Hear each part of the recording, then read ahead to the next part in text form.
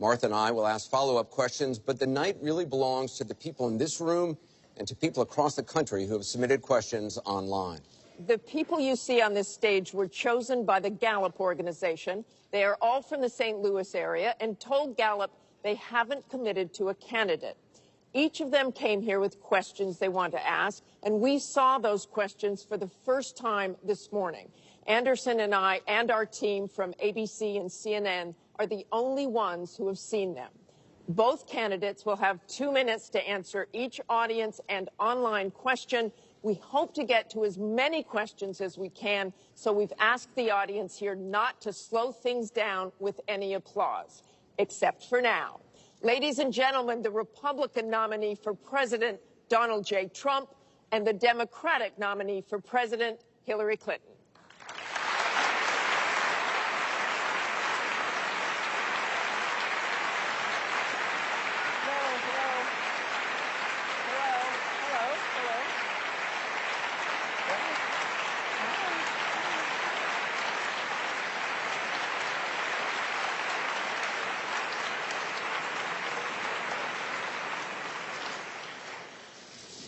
Thank you very much for being here. We're going to begin with a question from one of the members in our town hall. Each of you will have 2 minutes to respond to this question. Secretary Clinton, you won the coin toss, so you'll go first. Our first question comes from Patrice Brock. Patrice? Thank you and good evening. The last presidential debate could have been rated as MA, mature audiences, per TV parental guidelines. Knowing that educators assign viewing the presidential debates as students' homework, do you feel you are modeling appropriate and positive behavior for today's youth? Well, thank you. Are you a teacher? Yes, I think that that's a very good question, because I've heard from lots of teachers and parents about some of their concerns about some of the things that are being said and done in this campaign. And I think it is very important for us to make clear to our children that our country really is great because we're good. And we are going to respect one another, lift each other up. We are going to be looking for ways to celebrate our diversity. And we are going to try to reach out to every boy and girl, as well as every adult, to bring them in to working on behalf of our country. I have a very positive and optimistic view about what we can do together. That's why the slogan of my campaign is Stronger Together. Because I think if we work together, if we overcome the divisiveness that sometimes sets Americans against one another, and instead we make some big goals, and I've set forth some big goals, getting the economy to work for everyone, not just those at the top, making sure that we have the best education system from preschool through college and making it affordable, and so much else. If we set those goals and we go together to try to achieve them, there's nothing, in my opinion, that America can't do. So that's why I hope that we will come together in this campaign. Obviously, I'm hoping to earn your vote. I'm hoping to be elected in November. And I can promise you, I will work with every American. I want to be the president for all Americans, regardless of your political beliefs, where you come from, what you look like, your religion. I want us to heal our country and bring it together, because that's, I think, the best way for us to get the future that our children and our grandchildren deserve. Secretary Clinton, thank you. Mr. Trump, you have 2 minutes. Well, I actually agree with that. I agree with everything she said. I began this campaign because I was so tired of seeing such foolish things happen to our country. This is a great country. This is a great land. I've gotten to know the people of the country over the last year and a half that I've been doing this as a politician. I cannot believe I'm saying that about myself, but I guess I have been a politician. And my whole concept was to make America great again. When I watch the deals being made, when I watch what's happening with some horrible things like Obamacare, where your health insurance and health care is going up by numbers that are astronomical, 68%, 59%, 71%. When I look at the Iran deal and how bad a deal it is for us, it's a one-sided transaction where we're giving back $150 billion to a terrorist state, really the #1 terrorist state. We've made them a strong country from really a very weak country just 3 years ago. When I look at all of the things that I see and all of the potential that our country has, we have such tremendous potential, whether it's in business and trade, where we're doing so badly. Last year, we had an almost $800 billion trade deficit. In other words, trading with other countries, we had an $800 billion deficit. It's hard to believe. Inconceivable. You say, who's making these deals? We're going to make great trade deals. We're going to have a strong border. We're going to bring back law and order. Just today, a policeman was shot, 2 killed, and this is happening on a weekly basis. We have to bring back respect to law enforcement. At the same time, we have to take care of people on all sides. We need justice. But I want to do things that haven't been done, including fixing and making our inner cities better for the African-American citizens that are so great, and for the Latinos, Hispanics. And I look forward to doing it. It's called Make America Great Again. Thank you, Mr. Trump. The question from Patrice was about, are you both modeling positive and appropriate behaviors for today's youth? We received a lot of questions online, Mr. Trump, about the tape that was released on Friday. As you can imagine, you called what you said locker room banter. You described kissing women without consent, grabbing their genitals. That is sexual assault. You bragged that you have sexually assaulted women. Do you understand that? No, I didn't say that at all. I don't think you understood what was said. This was locker room talk. I'm not proud of it. I apologize to my family. I apologize to the American people. Certainly I'm not proud of it. But this is locker room talk. You know, when we have a world where you have ISIS chopping off heads, where you have, and frankly, drowning people in steel cages, where you have wars and horrible, horrible sights all over, where you have so many bad things happening. This is like medieval times. We haven't seen anything like this, the carnage all over the world. And they look and they see. Can you imagine the people that are, frankly, doing so well against us with ISIS? And they look at our country and they see what's going on. Yes, I'm very embarrassed by it. I hate it. But it's locker room talk, and it's one of those things. I will knock the hell out of ISIS.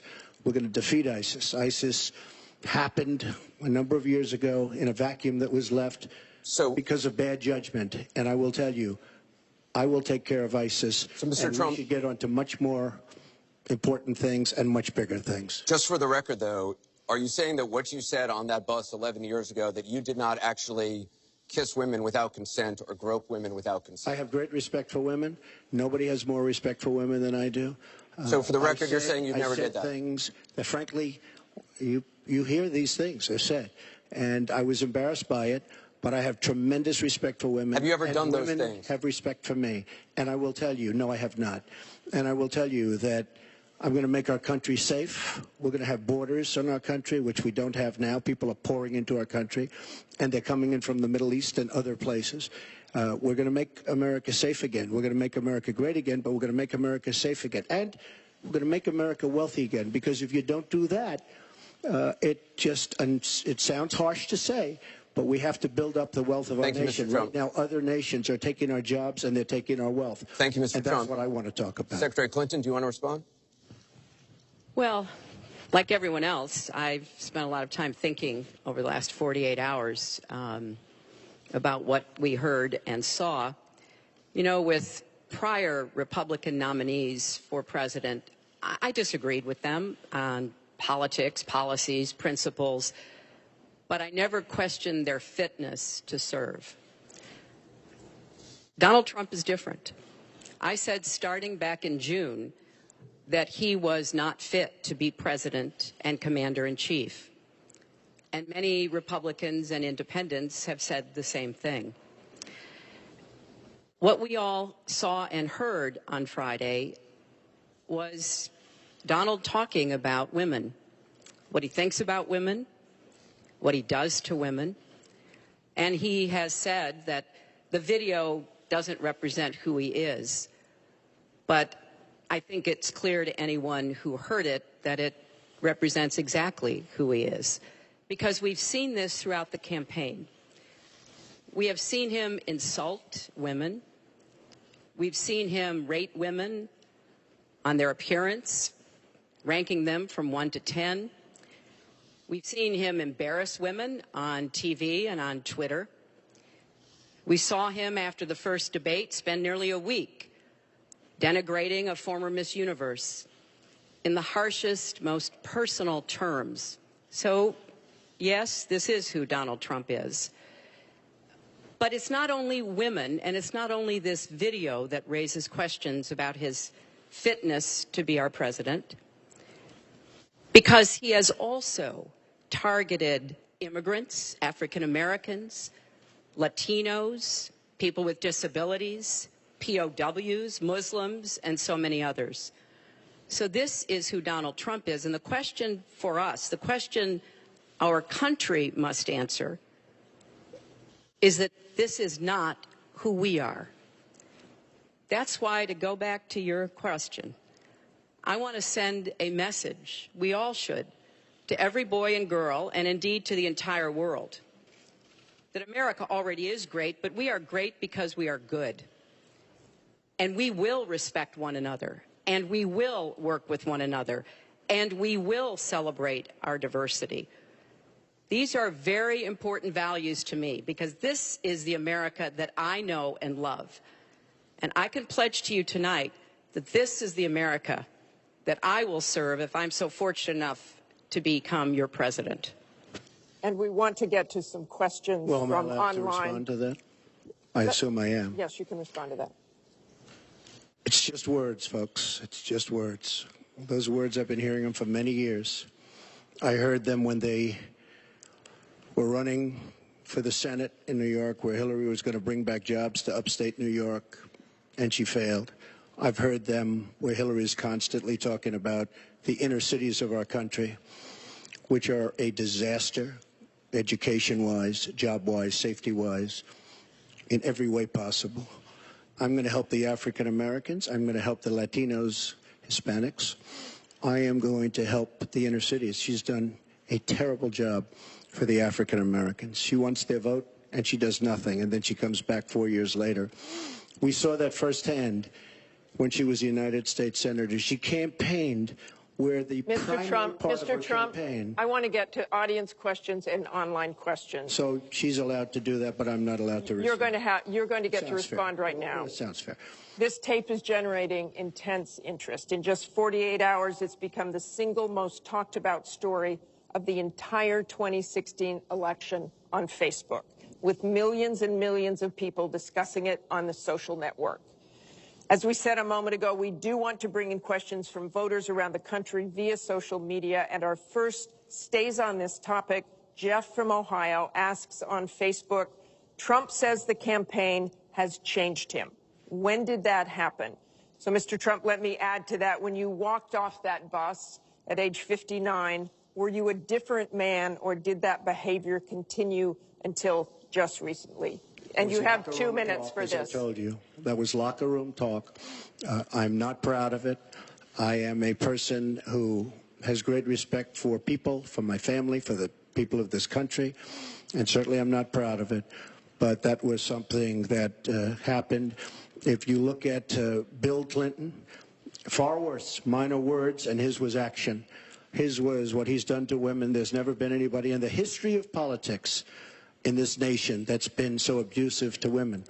So you can say any way you want to say it, but Bill Clinton was abusive to women. Hillary Clinton attacked those same women and attacked them viciously. 4 of them are here tonight. One of the women, who is a wonderful woman, at 12 years old, was raped at 12.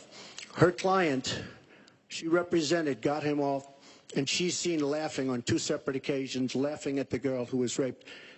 Kathy Shelton, that young woman, is here with us tonight.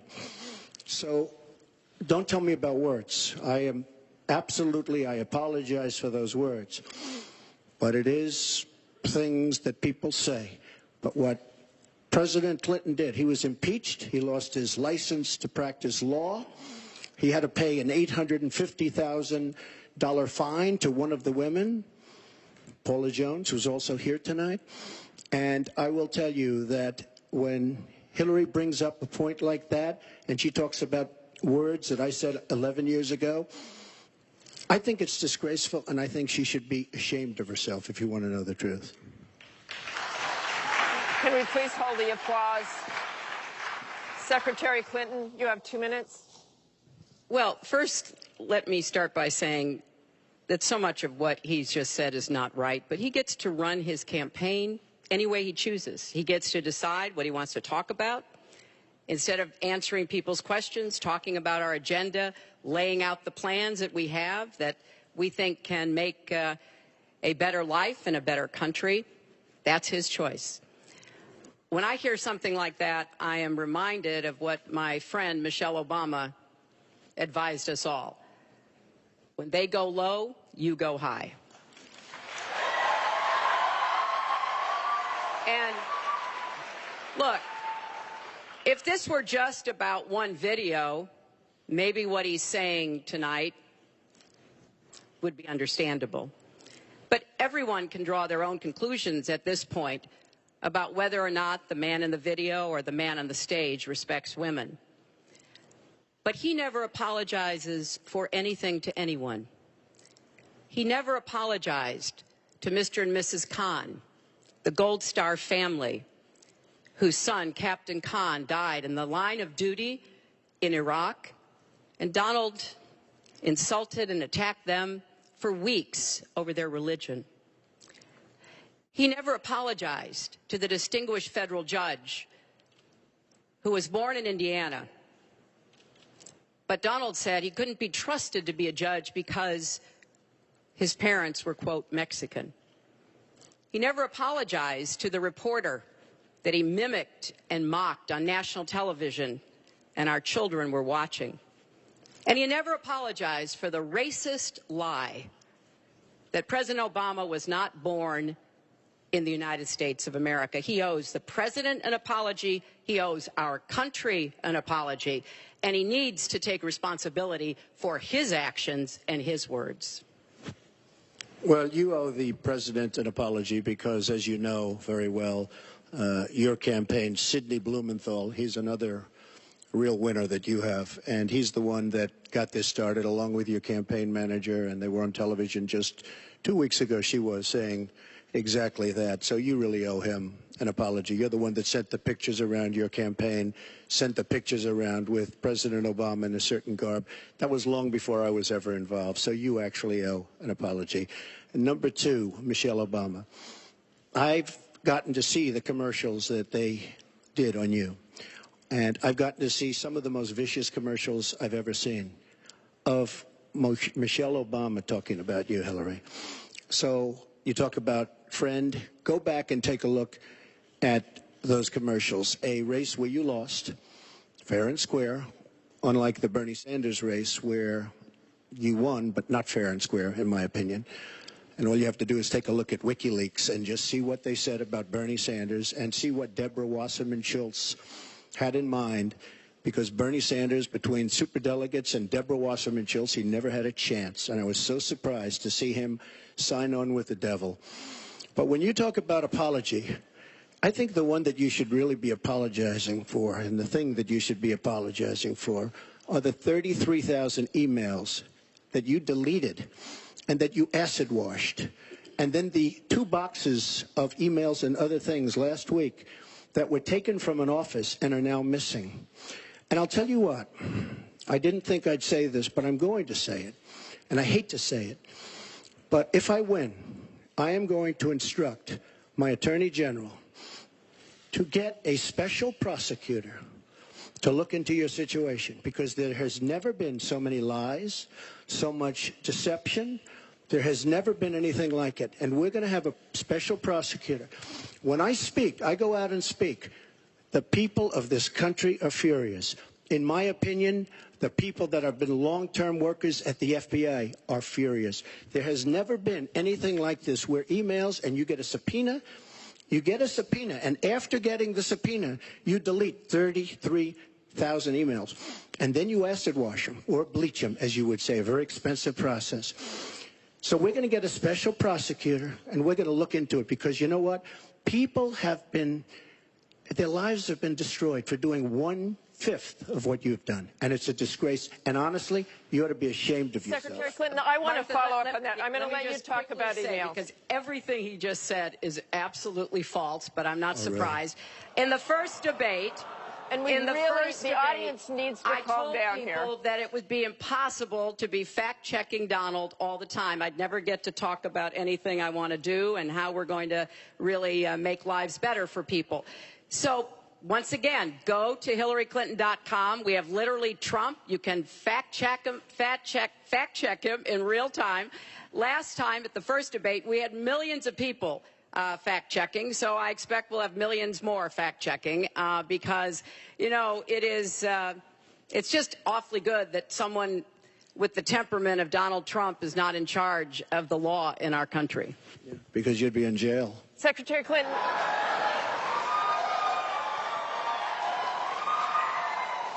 We want to remind the audience to please not talk out loud. Please do not applaud. You're just wasting time. And Secretary Clinton, I do want to follow up on emails. You've said your handling of your emails was a mistake. You disagreed with FBI Director James Comey, calling your handling of classified information, quote, extremely careless. The FBI said that there were 110 classified emails that were exchanged, 8 of which were top secret, and that it was possible hostile actors did gain access to those emails. You don't call that extremely careless? Well, Martha, first let me say, and I've said it before, but I'll repeat it because I want everyone to hear it, that was a mistake, and I take responsibility for using a personal email account.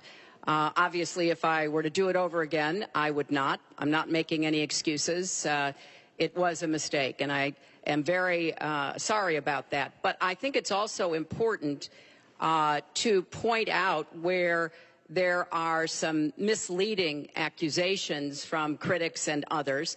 After a year-long investigation, there is no evidence that anyone hacked the server I was using, and there is no evidence that anyone can point to at all, anyone who says otherwise has no basis, that any classified material ended up in the wrong hands. I take classified materials very seriously, and always have. When I was on the Senate Armed Services Committee, I was privy to a lot of classified material. Obviously, as Secretary of State, I had some of the most important secrets that we possess, such as going after bin Laden. So I am very committed to taking classified information seriously, and as I said, there is no evidence that any classified information ended up in the wrong hands. Okay, we're going to move on. And yet, she didn't know the letter C on a document, right? She didn't even know what that letter meant. You know, it's amazing. I'm watching Hillary go over facts, and she's going after fact after fact, and she's lying again because she said what she did with emails was fine. You think it was fine to delete 33,000 emails? I don't think so. She said the 33,000 emails had to do with her daughter's wedding, number one, and a yoga class. Well, maybe we'll give 3 or 4 or 5 or something. 33,000 emails deleted. And now she's saying there wasn't anything wrong. And more importantly, that was after getting a subpoena. That wasn't before. That was after. She got it from the United States Congress. And I'll be honest, I am so disappointed in congressmen, including Republicans, for allowing this to happen. Our Justice Department, where her husband goes onto the back of an airplane for 39 minutes, talks to the Attorney General days before a ruling is going to be made on her case. But for you to say that there was nothing wrong with you deleting 39,000 emails, again, you should be ashamed of yourself. What you did, and this is after getting a subpoena from the United States Congress. We have to move on. Secretary Clinton, you can respond, and then we got to move on. We want to give the audience a chance put here. in jail, let alone after getting a subpoena from the United States Secretary Congress. Clinton, you can respond, then we have to move on to an audience question. Look, it's just not true, and so please you didn't delete them? Allow her to respond, please. Personal emails, not official. 33,000? Yeah. Well, we turned over 35,000, so oh, yeah. It was. What about the other 15,000? Please allow her to respond. She didn't talk while you talked. Yes, that's true. I didn't. Because you I have didn't nothing in to the say. first debate, and I'm going to try not to in this debate because I'd like to get to the questions that the people have brought here tonight to talk to us about. And get off this question. Okay, Donald, I know you're into big diversion tonight, anything to avoid talking about your campaign and the way it's exploding and the way Republicans are leaving you. But let's at least focus on some of the issues that people care about tonight. Let's get to their questions. We have a question here from Ken Karpowitz. He has a question about health care. Ken? I'd like to know, Anderson, why aren't you bringing up the emails? I'd like to know. Why aren't you getting brought up the emails? No, it hasn't. It hasn't. And it hasn't been finished at all. Ken Karpowitz has a question. It's nice to 1-on-3. Thank you. Affordable Care Act, known as Obamacare, it is not affordable. Premiums have gone up, deductibles have gone up, co-pays have gone up, prescriptions have gone up, and the coverage has gone down. What will you do to bring the costs down and make coverage better? That first one goes to Secretary Clinton because you started out the last one to the audience. If he wants to start, he can start. Go ahead, Hillary. No, go ahead, Donald. No, I'm a gentleman, Hillary. Go ahead. Secretary Clinton? Well, I think Donald was about to say he's going to solve it by repealing it and getting rid of the Affordable Care Act. And I'm going to fix it because I agree with you. Premiums have gotten too high, co-pays, deductibles, prescription drug costs. And I've laid out a series of actions that we can take to try to get those costs down. But here's what I don't want people to forget when we're talking about reining in the costs, which has to be the highest priority of the next president. When the Affordable Care Act passed, it wasn't just that 20 million people got insurance who didn't have it before, but that in and of itself was a good thing. I meet these people all the time, and they tell me what a difference having that insurance meant to them and their families.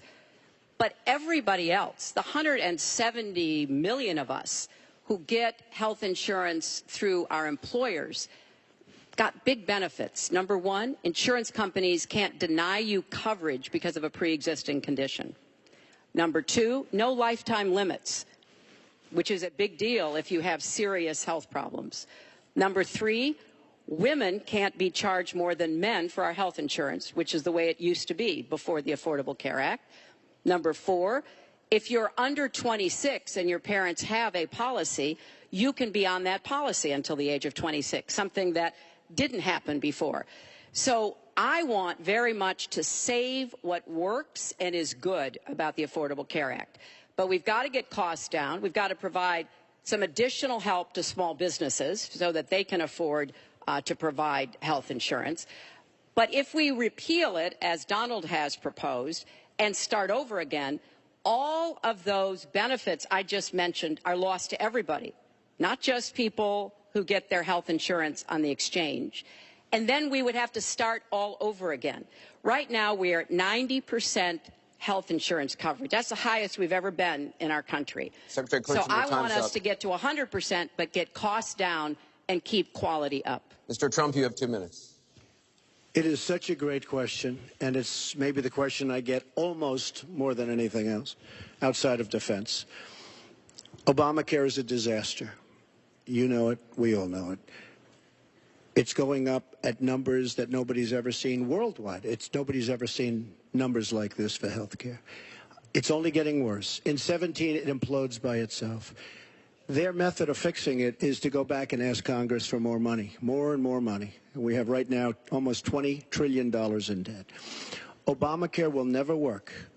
It's very bad health insurance, far too expensive. And not only expensive for the person that has it, unbelievably expensive for our country. It's going to be one of the biggest line items very shortly.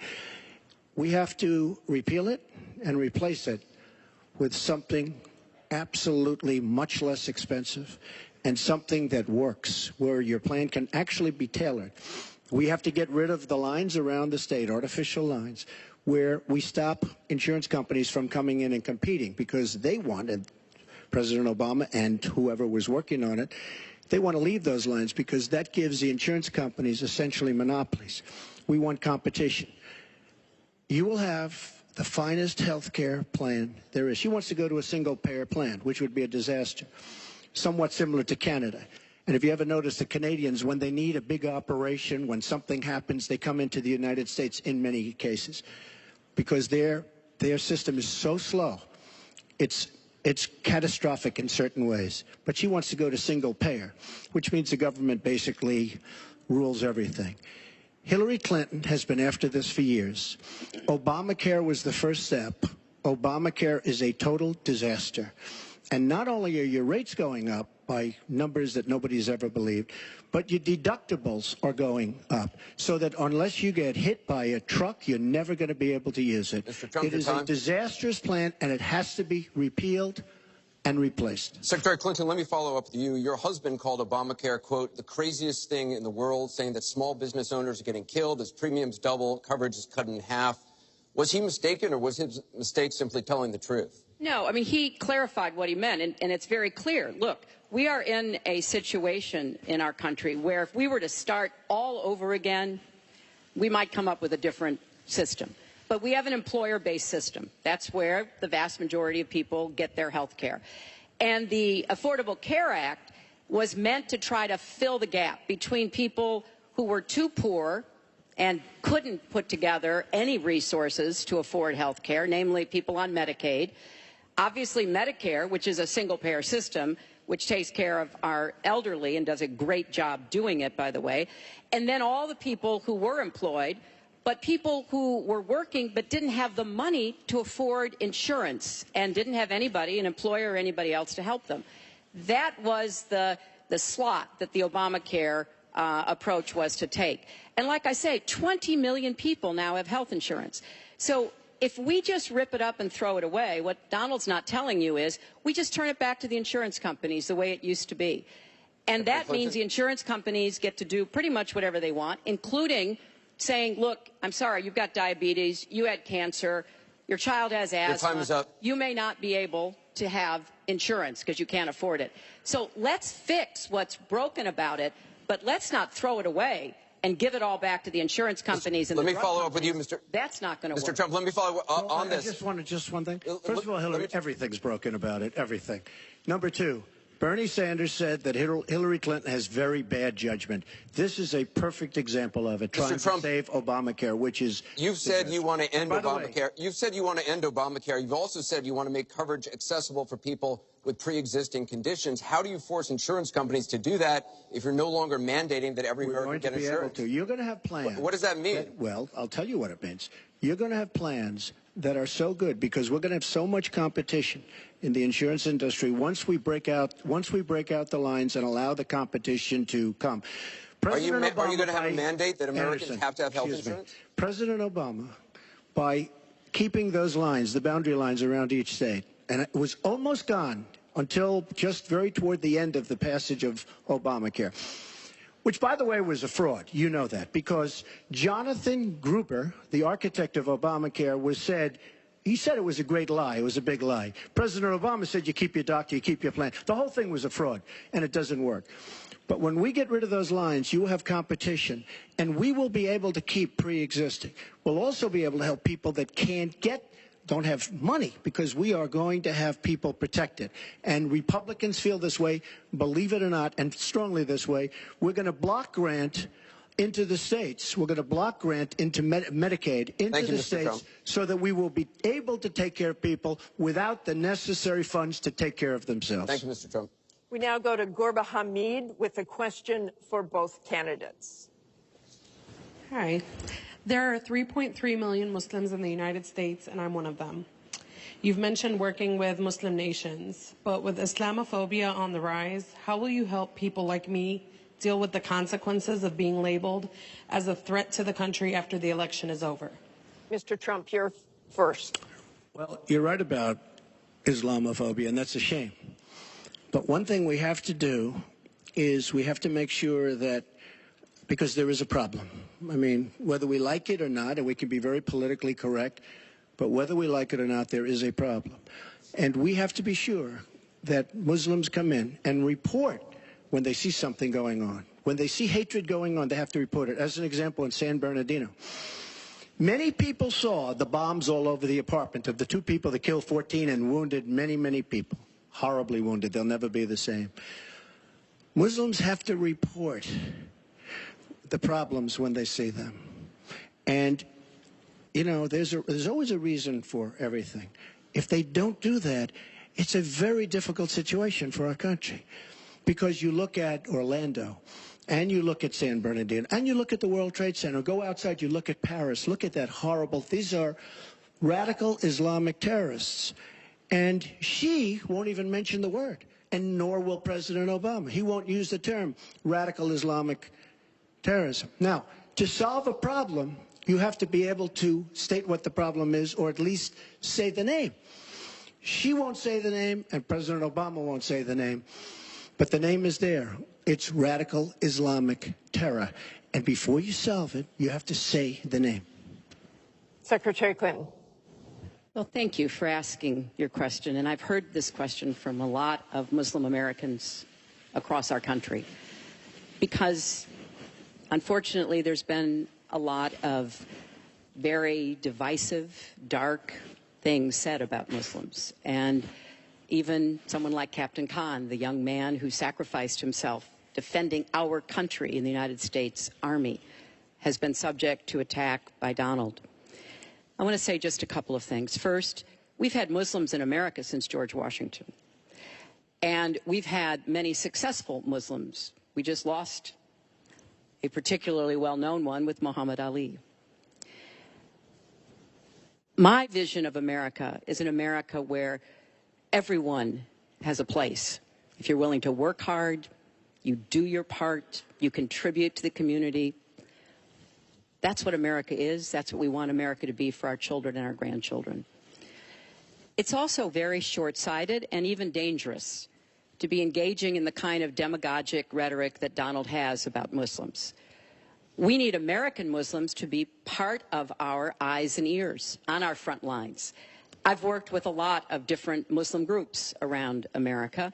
I've met with a lot of them, and I've heard how important it is for them to feel that they are wanted and included and part of our country, part of our homeland security, and that's what I want to see. It's also important, I intend to defeat ISIS, to do so in a coalition with majority Muslim nations. Right now, a lot of those nations are hearing what Donald says and wondering, why should we cooperate with the Americans? And this is a gift to ISIS and the terrorists, violent jihadist terrorists. We are not at war with Islam. And it is a mistake, and it plays into the hands of the terrorists to act as though we are. So I want a country where citizens like you and your family are just as welcome as anyone else. Thank you, Secretary Clinton. Mr. Trump, in December, you said this: Donald J. Trump is calling for a total and complete shutdown of Muslims entering the United States until our country's representatives can figure out what the hell is going on. We have no choice. We have no choice. Your running mate said this week that the Muslim ban is no longer your position. Is that correct? And if it is, was it a mistake to have a religious test? First of all, Captain Khan is an American hero. And if I were president at that time, he would be alive today. Because unlike her, who voted for the war without knowing what she was doing, I would not have had our people in Iraq. Iraq was a disaster. So he would have been alive today. The Muslim ban is something that in some form has morphed into a extreme vetting from certain areas of the world. Hillary Clinton wants to allow And why did it morph into that? No, did you? No, answer the question. Why do you still believe? You I interrupt do. me all the time. Why don't you Would interrupt you her? please explain whether or not the Muslim ban still stands? It's called extreme vetting. We are going to areas like Syria where they're coming in by the tens of thousands because of Barack Obama, and Hillary Clinton wants to allow a 550% increase over Obama. People are coming into our country like we have no idea who they are, where they're from, what their feelings about our country is, and she wants 550% more. This is going to be the great Trojan horse of all time. We have enough problems in this country. I believe in building safe zones.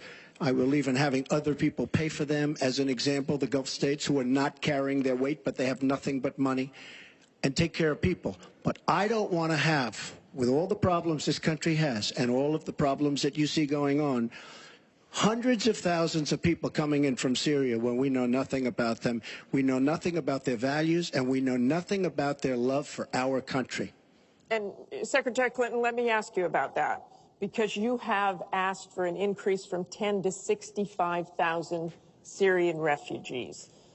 We know you want tougher vetting. That's not a perfect system. So why take the risk of having those refugees come into the country? Well, first of all, I will not let anyone into our country that I think poses a risk to us. But there are a lot of refugees, women and children. Think of that picture we all saw of that 4-year-old boy with the blood on his forehead because he'd been bombed by the Russian and Syrian air forces. There are children suffering in this catastrophic war, largely, I believe, because of Russian aggression, and we need to do our part. We by no means are carrying anywhere near the load that Europe and others are. But we will have vetting that is as tough as it needs to be from our professionals, our intelligence experts, and others. But it is important for us as a policy, not to say, as Donald has said, we're going to ban people based on a religion. How do you do that? We are a country founded on religious freedom and liberty. How do we do what he has advocated without causing great distress within our own country? Are we going to have religious tests when people fly into our country? And how do we expect to be able to implement those? So I thought that what he said was extremely unwise and even dangerous. And indeed, you can look at the propaganda on a lot of the terrorist sites, and what Donald Trump says about Muslims is used to recruit fighters because they want to create a war between us. And the final thing I would say, this is the 10th or 12th time that he's denied being for the war in Iraq. We have it on tape. The entire press corps has looked at it. It's been debunked, but it never stops him from saying whatever he wants to say. Has not been debunked. So please has not been debunked. And go to HillaryClinton.com and you can see it. I was against the war in Iraq. Has not been debunked. And you voted for it, and you shouldn't have. Well, I just want to There's been lots of fact-checking on that. I'd like to move on to an online question. She just went about 25 seconds over her time. Could I just respond to this, please? Very quickly, please. Hillary Clinton, in terms of having people come into our country, we have many criminal illegal aliens. When we want to send them back to their country says we don't want them. In some cases, they're murderers, drug lords, drug problems, and they don't want them. And Hillary Clinton, when she was Secretary of State, said, that's okay, we can't force it into their country. Let me tell you, I'm going to force them right back into their country. They're murderers and some very bad people.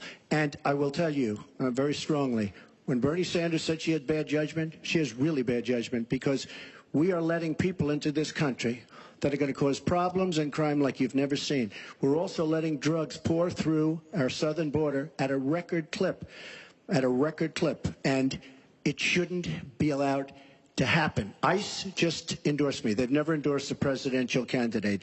The Border Patrol agents, 16,500, just recently endorsed me. And they endorsed me because I understand the border. She doesn't. She wants amnesty for everybody. Come right in, come right over. It's a horrible thing she's doing. She's got bad judgment, and honestly, so bad that she should never be president of the United States. That I can tell you. Thank you, Mr. Trump. I want to move on. This next question comes from the public through the Bipartisan Open Debate Coalition's online forum, where Americans submitted questions that generated millions of votes. This question involves WikiLeaks' release of purported excerpts of Secretary Clinton's paid speeches, which she has refused to release, and one line in particular in which you, Secretary Clinton, purportedly say you need both a public and private position on certain issues. So, two from Virginia asks, is it okay for politicians to be two-faced? Is it acceptable for a politician to have a private stance on issues? Secretary Clinton, well, your 2 minutes. Right. As I recall, that was something I said about Abraham Lincoln after having seen the wonderful Steven Spielberg movie called Lincoln.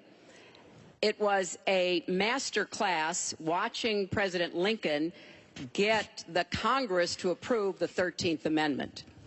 It was principled and it was strategic.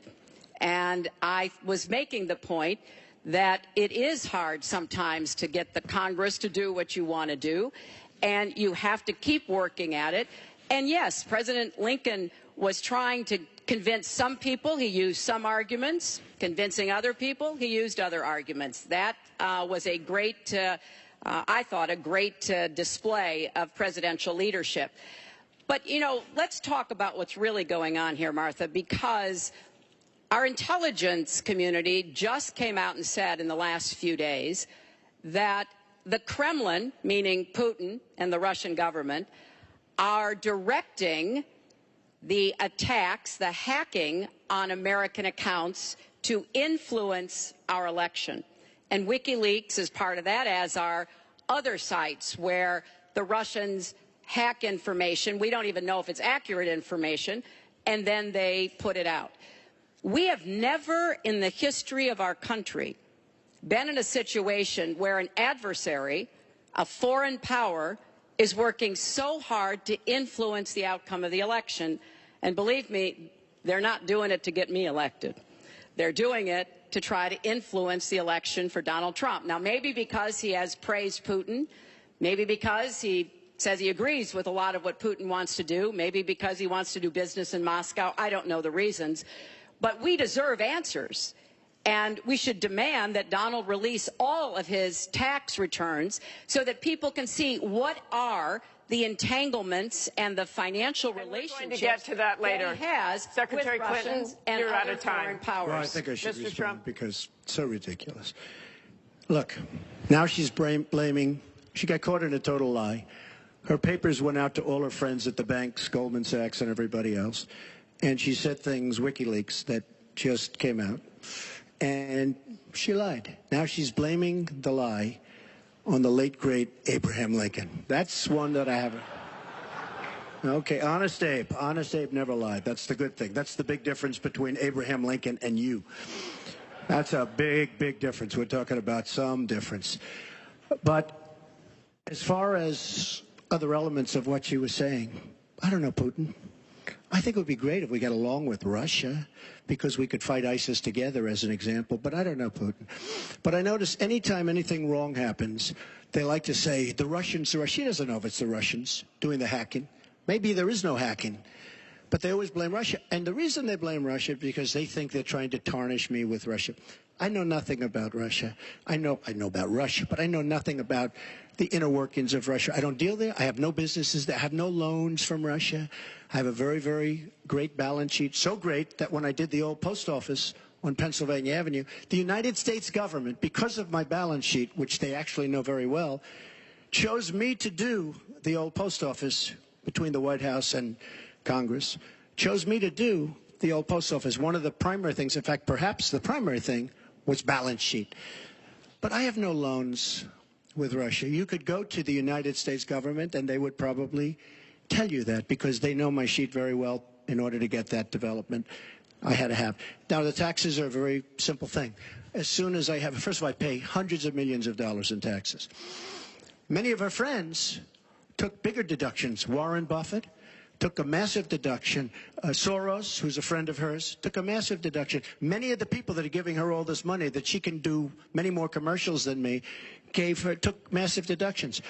I pay hundreds of millions of dollars in taxes. But as soon as my routine audit's finished, I'll release my returns. I'll be very proud to. Thank you, Mr. Trump. We've got we're on turn, actually, the topic of taxes. We have a question from Spencer Moss. Spencer?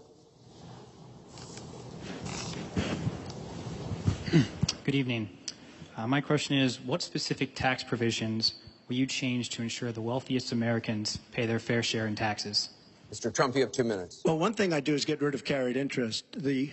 One of the greatest provisions for people like me, to be honest with you. I give up a lot when I run because I knock out the tax code. And she could have done this years ago, by the way. She was a United States senator. She complains that Donald Trump took advantage of the tax code. Well, Why didn't she change it? Why didn't you change it when you were a senator? The reason you didn't is that all your friends take the same advantage that I do. And I do. You have provisions in the tax code that, frankly, we could change. But you wouldn't change it because all of these people give you the money so you can take negative ads on Donald Trump. And I say that about a lot of things. You know, I've heard Hillary complaining about so many different things over the years. Oh, we should have done this. But she's been there for 30 years. She's been doing this stuff.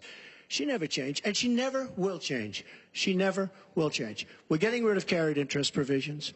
I'm lowering taxes, actually, because I think it's so important for corporations, because we have corporations leaving, massive corporations and little ones. Little ones can't form. We're getting rid of regulations, which goes hand in hand with the lowering of the taxes. But we're bringing the tax rate down from 35% to 15%. We're cutting taxes for the middle class, and I will tell you, we are cutting them big league for the middle class. And I will tell you, Hillary Clinton is raising your taxes, folks. You can look at me. She's raising your taxes really high. And what that's going to do is a disaster for the country. But she is raising your taxes, and I'm lowering your taxes. That in itself is a big difference. We are going to be thriving again. We have no growth in this country. There's no growth. If China has a GDP of 7%, it's like a national catastrophe. We're down at 1%. And that's like no growth. And we're going lower, in my opinion. And a lot of it has to do with the fact that our taxes are so high, just about the highest in the world. And I'm bringing them down to one of the lower in the world. And I think it's so important, one of the most important things we can do. But she is raising everybody's taxes massively. Secretary Clinton, you have 2 minutes. The question was, what specific tax provisions will you change to ensure the wealthiest Americans pay their fair share of taxes? Well, everything you've heard just now from Donald is not true. I'm sorry I have to keep saying this, but he lives in an alternative reality. And it is sort of amusing to hear somebody who hasn't paid federal income taxes in maybe 20 years talking about what he's going to do. But I'll tell you what he's going to do.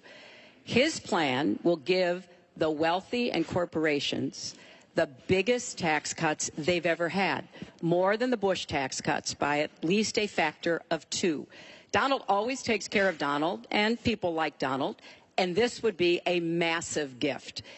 And indeed, the way that he talks about his tax cuts would end up raising taxes on middle-class families, millions of middle-class families. Now, here's what I want to do.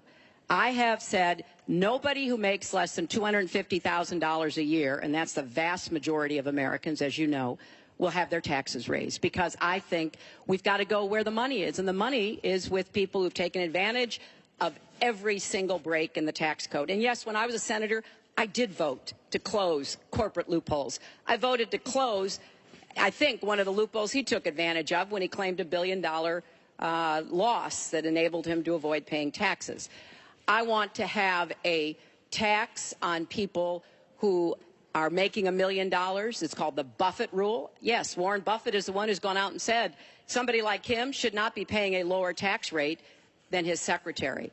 I want to have a surcharge on incomes above $5 million. We have to make up for lost times, because I want to invest in you. I want to invest in hardworking families. And I think it's been unfortunate, but it's happened, that since the Great Recession, the gains have all gone to the top. And we need to reverse that.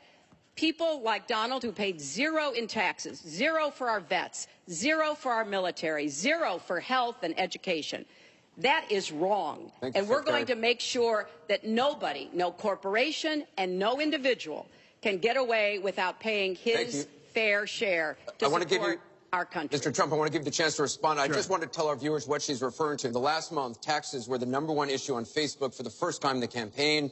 The New York Times published 3 pages of your 1995 tax returns. They show you claimed a $916 million loss, which means you could have avoided paying personal federal income taxes for years. You've said you pay state taxes, employee taxes, real estate taxes, property taxes. You have not answered, though, a simple question. Did you use that $916 million loss to avoid paying personal federal income taxes for years? Of course I do. Of course I do. And so do all of her donors, or most of her donors. I know many of her donors. Her donors took massive tax write-offs. So have you not paid personal federal income taxes? A lot of my write-off was depreciation and other things that Hillary, as a senator, allowed. And she'll always allow it, because the people that give her all this money, they want it. That's why. See, I understand the tax code better than anybody that's ever run for president.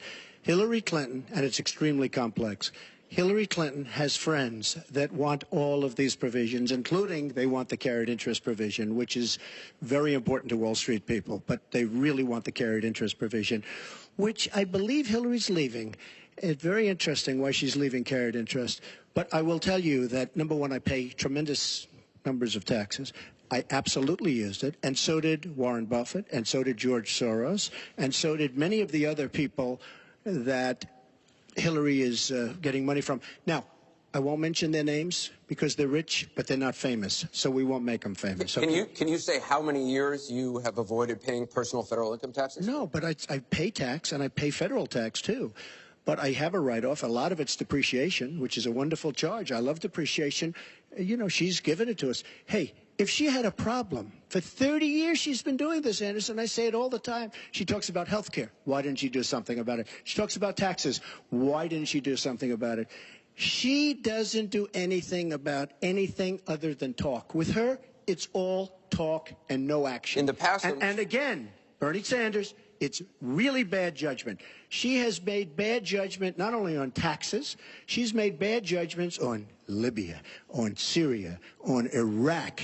I mean, her and Obama, whether you like it or not, the way they got out of Iraq, the vacuum they've left, that's why ISIS formed in the first place. They started from that little area, and now they're in 32 different nations, Hillary. Congratulations. Great job. I want you to be able to respond, Secretary Clinton. Well, here we go again. I've been in favor of getting rid of carried interest for years, starting when I was a senator from New York. But that's not the point here. Why didn't you do it? Why didn't you do it? Because I was a senator with a Republican president. Oh, really? I will be the president. You could have done it. If you were an effective, senator, you could have done it. If you were an effective senator, you could have done it. But you were not an effective. Please allow her to respond. She didn't interrupt you. You know, under our Constitution, presidents have something called veto power. Look, he has now said repeatedly, 30 years this and 30 years that. So let me talk about my 30 years in public service. I'm very glad to do so. 8 million kids every year have health insurance because when I was First Lady, I worked with Democrats and Republicans to create the Children's Health Insurance Program. Hundreds of thousands of kids now have a chance to be adopted because I worked to change our adoption and foster care system. After 9/11, I went to work with Republican mayor, governor, and president to rebuild New York and to get health care for our first responders who were suffering because they had run toward danger and gotten sickened by it. Hundreds of thousands of National Guard and Reserve members have health care because of work that I did. And children have safer medicines because I was able to pass a law that required the dosing to be more carefully done. When I was Secretary of State, I went around the world advocating for our country, but also advocating for women's rights, to make sure that women had a decent chance to have a better life, and negotiated a treaty with Russia to lower nuclear weapons. 400 pieces of legislation have my name on it as a sponsor or co-sponsor when I was a senator for 8 years. I worked very hard and was very proud to be reelected in New York by an even bigger margin than I had been elected the first time. And as president, I will take that work, that bipartisan work, that finding common ground, because you have to be able to get along with people to get things done in Washington. Thank you, Secretary. And I've proven that I can. And for 30 years, I've produced results for people. Thank you, Secretary. We're going to move on to Syria. Both of you have mentioned that. She said a lot of things. I mean, I think we should be allowed to maybe Mr. Trump, we're going to go on. This is about the audience. Disaster as a senator. Mr. Trump, we're going to move on. The heartbreaking video of a 5-year-old Syrian boy named Amran sitting in an ambulance after being pulled from the rubble after an airstrike in Aleppo focused the world's attention on the horrors of the war in Syria, with 136 million views on Facebook alone. But there are much worse images coming out of Aleppo every day now, where in the past few weeks alone, 400 people have been killed, at least 100 of them children. Just days ago, the State Department called for a war crimes investigation of the Syrian regime of Bashar al-Assad and its ally, Russia, for their bombardment of Aleppo. So this next question comes from social media through Facebook. Diane from Pennsylvania asks, if you were president, what would you do about Syria and the humanitarian crisis in Aleppo? Isn't it a lot like the Holocaust when the U.S. waited too long before we helped? Secretary Clinton, we will begin with your 2 minutes. Well, the situation in Syria is catastrophic. And every day that goes by, we see the results of the regime by Assad in partnership with the Iranians on the ground, the Russians in the air, bombarding places, in particular Aleppo, where there are hundreds of thousands of people, probably about 250,000 still left. And there is a determined effort by the Russian Air Force to destroy Aleppo in order to eliminate the last of the Syrian rebels who were really holding out against the Assad regime. Russia hasn't paid any attention to ISIS. They're interested in keeping Assad in power. So when I was Secretary of State, advocated, and I advocate today, a no-fly zone and safe zones. We need some leverage with the Russians because they're not going to come to the negotiating table for a diplomatic resolution unless there is some leverage over them. And we have to work more closely with our partners and allies on the ground. But I want to emphasize that what is at stake here is the ambitions and the aggressiveness of Russia. Russia has decided that it's all in Syria, and they've also decided who they want to see become president of the United States, too, and it's not me. I've stood up to Russia. I've taken on Putin and others, and I would do that as president. I think wherever we can cooperate with Russia, that's fine, and I did as Secretary of State. That's how we got a treaty reducing nuclear weapons. It's how we got the sanctions on Iran that put a lid on the Iranian nuclear program without firing a single shot. So I would go to the negotiating table with more leverage than we have now. But I do support the effort to investigate for crimes, war crimes committed by the Syrians and the Russians and try to hold them accountable. Thank you, Secretary Clinton. First of all, Mr. she Trump. was there as Secretary of State with the so-called line in the sand, which... No, I wasn't. I was gone. I hate to interrupt you, but you were in contact, point, excuse me. At some point we need to you do were in some total contact here. with the White House. And perhaps, sadly, Obama probably still listened to you. I don't think he'd be listening very much anymore. Obama draws the line in the sand. It was laughed at all over the world what happened. Now, with that being said, she talks tough against Russia. But our nuclear program has fallen way behind, and they've gone wild with their nuclear program. Not good. Our government shouldn't have allowed that to happen. Russia is new in terms of nuclear. We are old, we're tired, we're exhausted in terms of nuclear. A very bad thing. Now, she talks tough. She talks really tough against Putin and against Assad. She talks in favor of the rebels. She doesn't even know who the rebels are. You know, every time we take rebels, whether it's in Iraq or anywhere else, we're arming people. And you know what happens? They end up being worse than the people. Look at what she did in Libya with Gaddafi. Gaddafi's out. It's a mess. And by the way, ISIS has a good chunk of their oil. I'm sure you probably have heard that. It was a disaster. Because the fact is, almost everything she's done in foreign policy has been a mistake, and it's been a disaster. But if you look at Russia, just take a look at Russia, and look at what they did this week, where I agree she wasn't there, but possibly she's consulted. We sign a peace treaty. Everyone's all excited. Well, what Russia did with Assad, and by the way, with Iran, who you made very powerful with the dumbest deal perhaps I've ever seen in the history of deal-making, the Iran deal with $150 billion, with the $1.7 billion in cash, which is enough cash to fill up this room. But look at that deal. Iran now and Russia are now against us. So she wants to fight. She wants to fight for rebels. There's only one problem. You don't even know who the rebels are. Mr. Trump, so Mr. what's Trump, the purpose? your 2 minutes and one thing is I have up. to say, Your 2 minutes I don't is like up. Assad at all, but Assad is killing ISIS. Russia is killing ISIS, and Iran is killing ISIS. And those three have now lined up because of our weak foreign policy. Mr. Trump, let me repeat the question. If you were president, What would you do about Syria and the humanitarian crisis in Aleppo? And I want to remind you what your running mate said. He said provocations by Russia need to be met with American strength, and that if Russia continues to be involved in airstrikes along with the Syrian government forces of Assad, the United States of America should be prepared to use military force to strike the military targets of the Assad regime. Okay. He and I haven't spoken, and I disagree. I disagree. You disagree with your running mate? I think we have to knock out ISIS. Right now, Syria is fighting ISIS. We have people that want to fight both at the same time.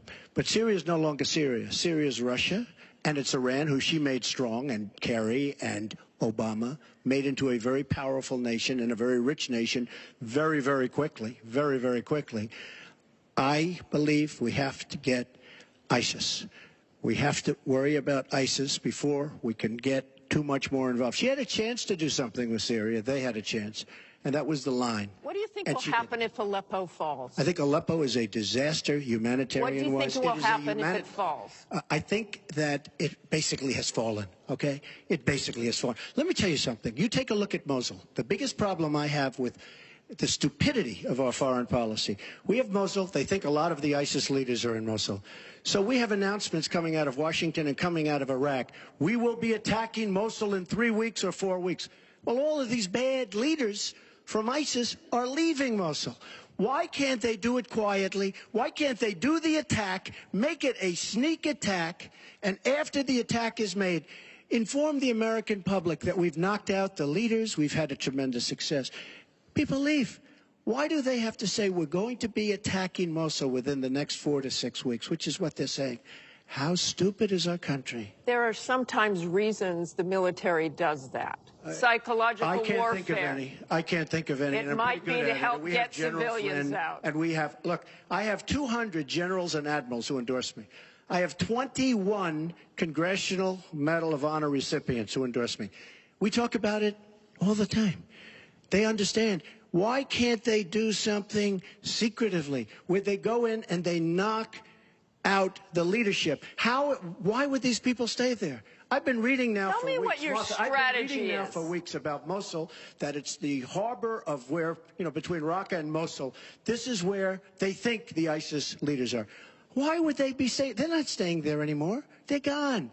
Because everybody's talking about how Iraq, which is us with our leadership, goes in to fight Mosul. Now, with these 200 admirals and generals, they can't believe it. All I say is this: General George Patton, General Douglas MacArthur are spinning in their grave at the stupidity of what we're doing in the Middle East. I'm going to go to Secretary Clinton. Secretary Clinton, you want Assad to go. You advocated arming rebels, but it looks like that may be too late for Aleppo. You talk about diplomatic efforts. Those have failed. Ceasefires have failed.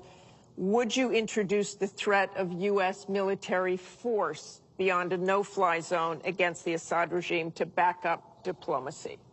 I would not use American ground forces in Syria. I think that would be a very serious mistake.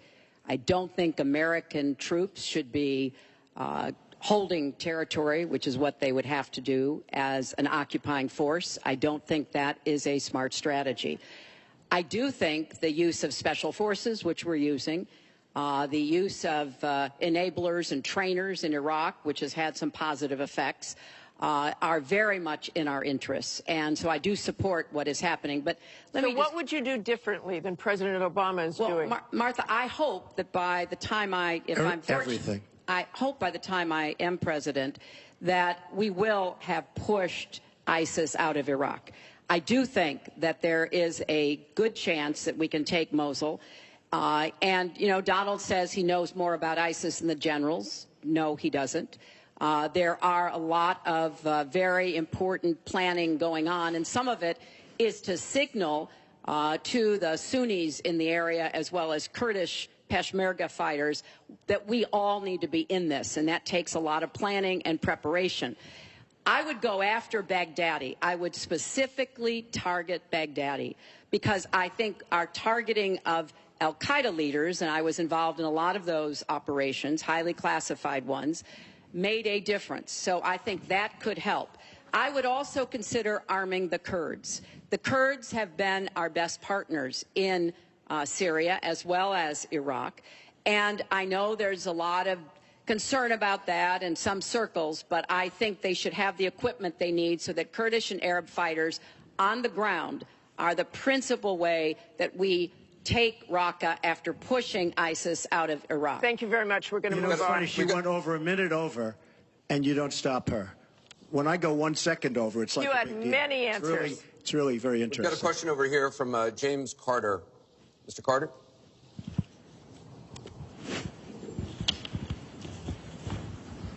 My question is, do you believe you can be a devoted president to all the people in the United States? That question begins for Mr. Trump. Absolutely. I mean, she calls our people deplorable, a large group, and irredeemable. I will be a president for all of our people, and I'll be a president that will turn our inner cities around and will give strength to people and will give economics to people and will bring jobs back, because NAFTA, signed by her husband, is perhaps the greatest disaster trade deal in the history of the world, not in this country. It stripped us of manufacturing jobs. We lost our jobs. We lost our money. We lost our plants. It is a disaster. And now she wants to sign TPP, even though she says now she's for it. She called it the gold standard. And by the way, at the last debate, she lied, because it turned out that she did say the gold standard, and she said she didn't say it. They actually said that she lied, okay? And she lied. But she's lied about a lot of things. I would be a president for all of the people, African Americans, the inner cities. Devastating what's happening to our inner cities. She's been talking about it for years. As usual, she talks about it, nothing happens. She doesn't get it done. Same with the Latino Americans, the Hispanic Americans. The same exact thing. They talk, they don't get it done. You go into the inner cities and you see it's 45% poverty. African Americans now, 45% poverty in the inner cities. The education is a disaster. Jobs are essentially non-existent. I mean, it's, you know, and I've been saying at big speeches where I have 20 and 30,000 people, what do you have to lose? It can't get any worse. And she's been talking about the inner cities for 25 years. Nothing's going to ever happen. Let me tell you, if she's president of the United States, nothing's going to happen. It's just going to be talk. And all of her friends, the taxes we were talking about, and I would just get it by osmosis. She's not doing any me favors. But by doing all the others favors, she's doing me favors. Mr. Trump, thank you. But I will tell you, she's all talk. It doesn't get done. All you have to do is take a look at her Senate run. Take a look at upstate New York. Your 2 minutes is up. Secretary Clinton, It turned out 2 to be a minutes. disaster. You have 2 minutes, Secretary Clinton. Well, 67% of the people voted to re-elect me when I ran for my second term, and I was very proud and very humbled by that. Mr. Carter, I have tried my entire life to do what I can to support children and families. You know, right out of law school, I went to work for the Children's Defense Fund, and Donald talks a lot about, you know, the 30 years I've been in public service. I'm proud of that. You know, I started off as a young lawyer working against discrimination against African American children in schools and in the criminal justice system. I worked to make sure that kids with disabilities could get a public education, something that I care very much about. I have worked with Latinos. One of my first jobs in politics was down in South Texas, registering Latino citizens to be able to vote. So I have a deep devotion, to use your absolutely correct word, to making sure that every American feels like he or she has a place in our country. And I think when you look at the letters that I get, a lot of people are worried that maybe they wouldn't have a place in Donald Trump's America. They write me, and one woman wrote me about her son, Felix. She adopted him from Ethiopia when he was a toddler. He's 10 years old now. This is the only country he's ever known. And he listens to Donald on TV, and he said to his mother one day, will he send me back to Ethiopia if he gets elected? You know, children listen to what is being said, to go back to the very, very first question. And there's a lot of fear. That, in fact, teachers and parents are calling it the Trump effect. Bullying is up. A lot of people are feeling, uneasy. A lot of kids are expressing their concerns. So first and foremost, I will do everything I can to reach out to everybody, Secretary Democrats, Clinton. Republicans, independents, people across our country. If you don't vote for me, I still want to be your president. I want to be the best president I can be for every American. Secretary Clinton, your 2 minutes is up. I want to follow up on something that Donald Trump actually said to you, a comment you made last month. You said that half of Donald Trump's supporters are, quote, deplorables, racist, sexist, homophobic, xenophobic, Islamophobic. You later said you regretted saying half. You didn't express regret for using the term deplorables. To Mr. Carter's question, how can you unite a country if you've written off tens of millions of Americans? Well, within hours, I said that I was sorry about the way I talked about that, because my argument is not with his supporters. It's with him and with the hateful and divisive campaign that he has run, and the inciting of violence at his rallies, and the very brutal kinds of comments about not just women, but all Americans, all kinds of Americans. And what he has said about African Americans and Latinos, about Muslims, about POWs, about immigrants, about people with disabilities, he's never apologized for. And so I do think that a lot of the tone and tenor that he has said, I'm proud of the campaign that Bernie Sanders and I ran.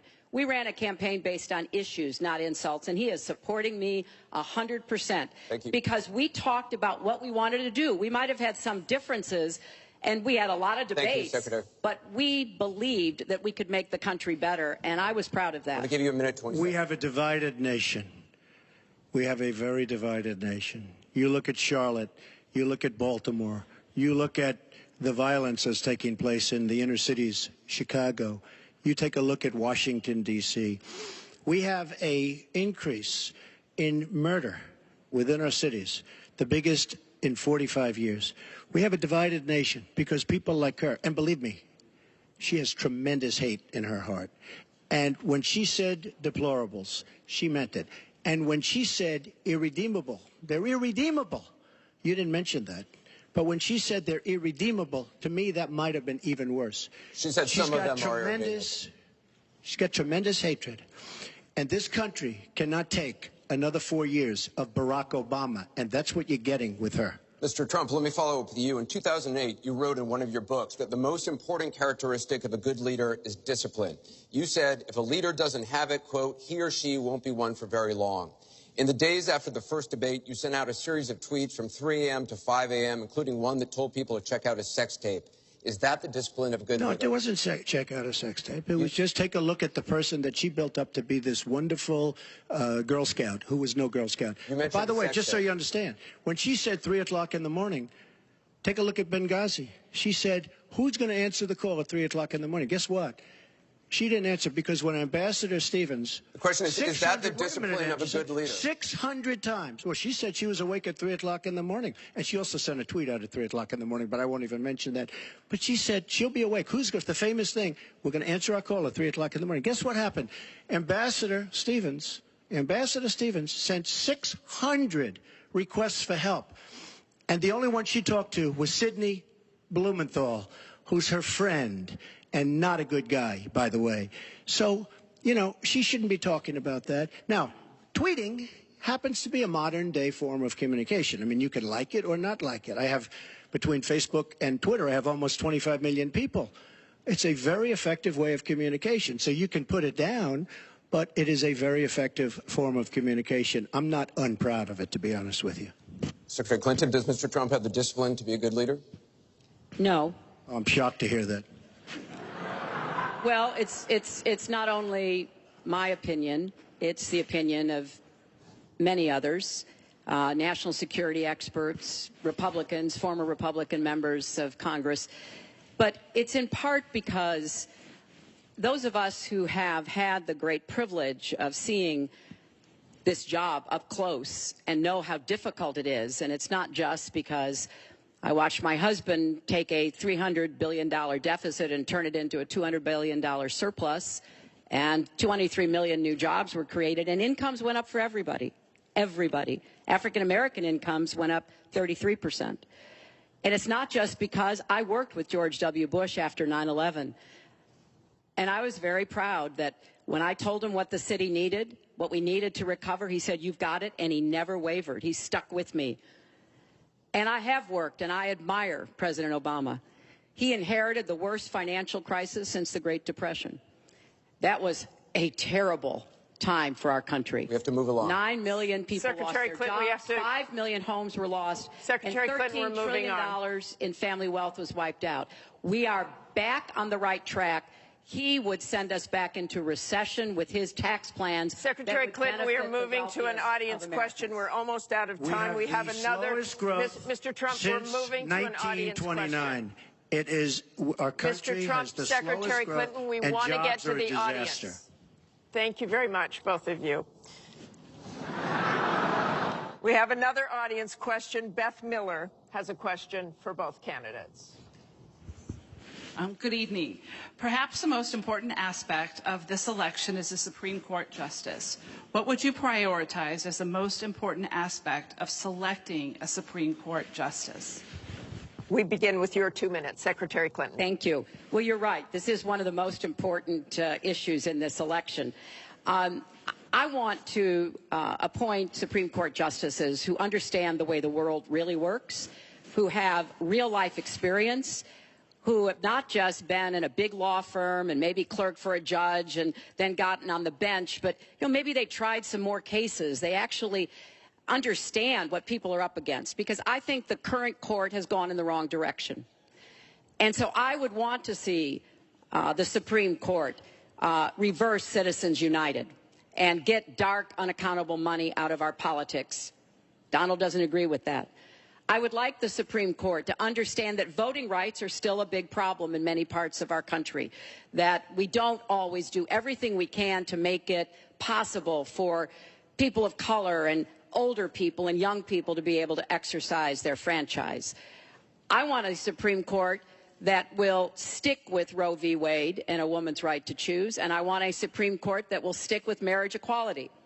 Now, Donald has put forth the names of some people that he would consider, and among the ones that he has suggested are people who would reverse Roe v. Wade and reverse marriage equality. I think that would be a terrible mistake and would take us backwards. I want a Supreme Court that doesn't always side with corporate interests. I want a Supreme Court that understands because you're wealthy and you can give more money to something doesn't mean you have any more rights or should have any more rights than anybody else. So I have very clear views about what I want to see to change the balance on the Supreme Court. And I regret deeply that the Senate has not done its job, and they have not permitted a vote on the person that President Obama, a highly qualified person, they've not given him a vote to be able to have the full complement of 9 Supreme Court justices. I think that was a dereliction of duty. I hope that they will see their way to doing it, but if I am so fortunate enough as to be president, I will immediately move to make sure that we fill that. We have 9 justices Secretary Clinton. Get to work on behalf of our people. Thank you. You're out of time, Mr. Trump. Justice Scalia, great judge, died recently, and we have a vacancy. I am looking to appoint judges very much in the mold of Justice Scalia.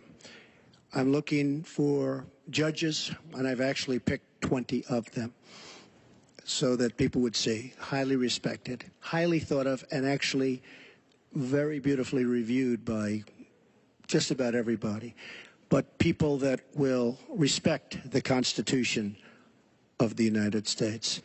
And I think that this is so important. Also, the Second Amendment, which is totally under siege by people like Hillary Clinton. They'll respect the Second Amendment and what it stands for, what it represents. So important to me. Now, Hillary mentioned something about contributions, just so you understand. So I will have, in my race, more than $100 million put in of my money, meaning I'm not taking all of this big money from all of these different corporations like she's doing. What I ask is this. So I'm putting in more than, by the time it's finished, I'll have more than $100 million invested. Pretty much self-funding mine. We're raising money for the Republican Party, and we're doing tremendously on the small donation, $61 average or so. I asked Hillary, why doesn't she made $250 million by being in office. She used the power of her office to make a lot of money. Why isn't she funding, not for $100 million, but why don't you put 10 or 20 or 25 or $30 million into your own campaign? It's $30 million less for special interests that will tell you exactly what to do. And it would really, I think, be a nice sign to the American public. Why aren't you putting some money in? You have a lot of it. You've made a lot of it because of the fact that you've been in office. You made a lot of it while you were Secretary of State, actually. So why aren't you putting money into your own campaign? I'm just curious. Well, thank you very much. Thank you. We're going to get on to one more question. The question was about the Supreme Court, and I just want to quickly say, very quickly, I respect the Second Amendment, but I believe there should be comprehensive background checks, and we should close the gun show loophole and close the online loophole. We have one more question, as many Mrs. lives Clinton, as we possibly can. We have one more question from Ken Bone about energy policy. Ken? What steps will your energy policy take to meet our energy needs while at the same time remaining environmentally friendly and minimizing job loss for fossil power plant workers? Mr. Trump, 2 minutes. Absolutely. I think it's such a great question because energy is under siege by the Obama administration, under absolute siege.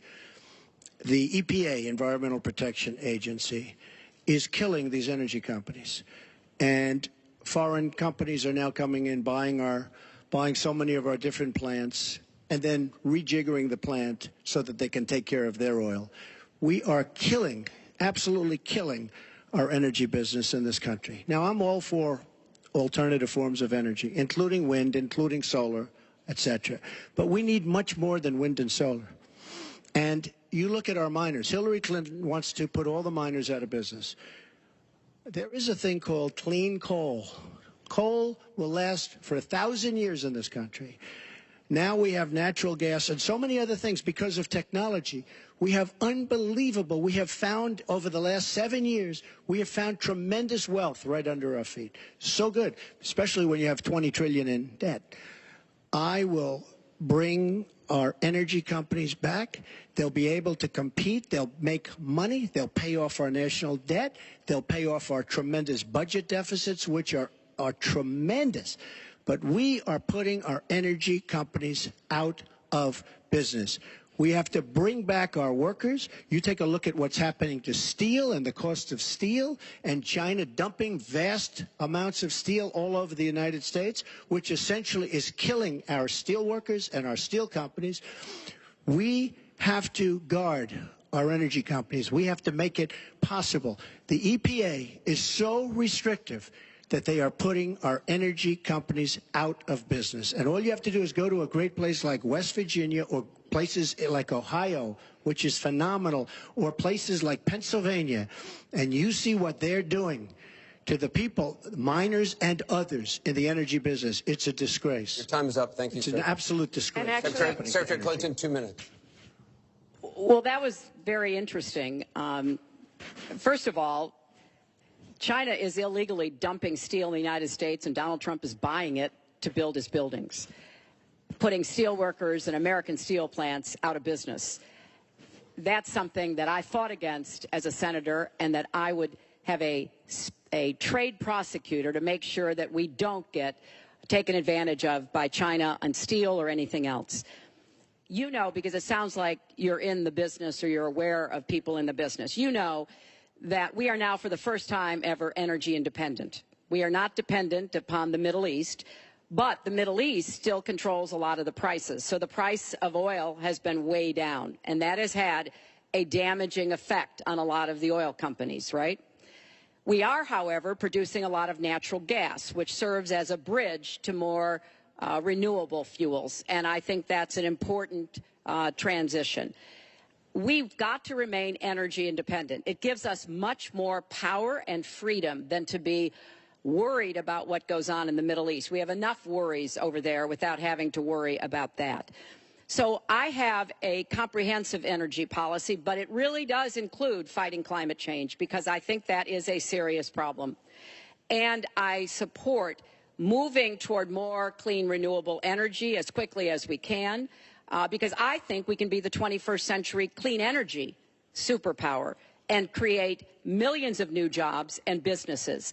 But I also want to be sure that we don't leave people behind. That's why I'm the only candidate from the very beginning of this campaign who had a plan to help us revitalize coal country, because those coal miners and their fathers and their grandfathers, they dug that coal out. A lot of them lost their lives. They were injured, but they turned the lights on and they powered our factories. I don't want to walk away from them, so we've got to do something for them. But the price of coal is down worldwide. So we have to look at this comprehensively, and that's exactly what I have proposed. I hope you will go to HillaryClinton.com and look at my entire policy. One more audience question. We've sneaked in one more question, and it comes from Carl Becker.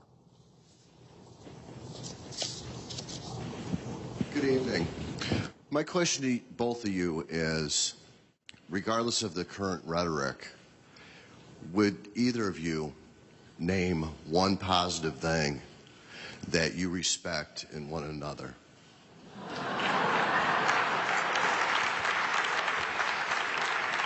Mr. Trump, would you like to go first?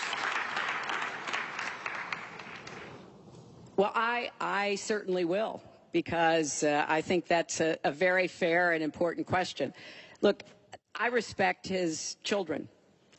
His children are incredibly able and devoted, and I think that says a lot about Donald.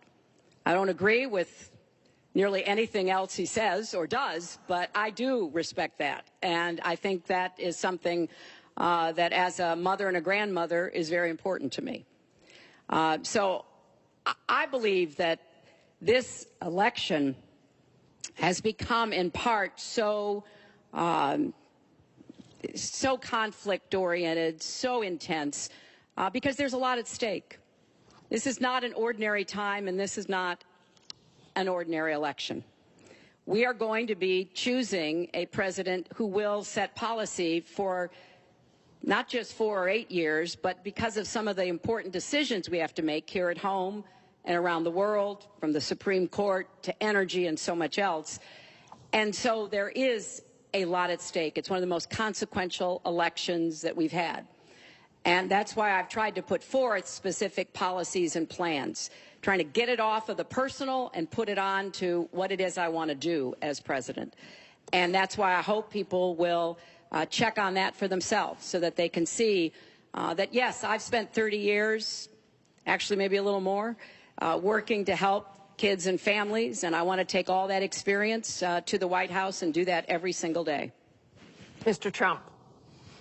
Well, I consider her statement about my children to be a very nice compliment. I don't know if it was meant to be a compliment, but it is a great. I'm very proud of my children, and they've done a wonderful job, and they've been wonderful, wonderful kids. So I consider that a compliment. I will say this about Hillary. She doesn't quit. She doesn't give up. I respect that. I tell it like it is. She's a fighter. I disagree with much of what she's fighting for. I do disagree with her judgment in many cases. But she does fight hard, and she doesn't quit, and she doesn't give up. And I consider that to be a very good trait. Thanks to both of you. I want to thank both the candidates. I want to thank the university here. This concludes the town hall meeting. Our thanks to the candidates, the commission, Washington University, and to everybody who watched. Please tune in on October 19th for the final presidential debate that will take place at the University of Nevada, Las Vegas. Good night, everyone.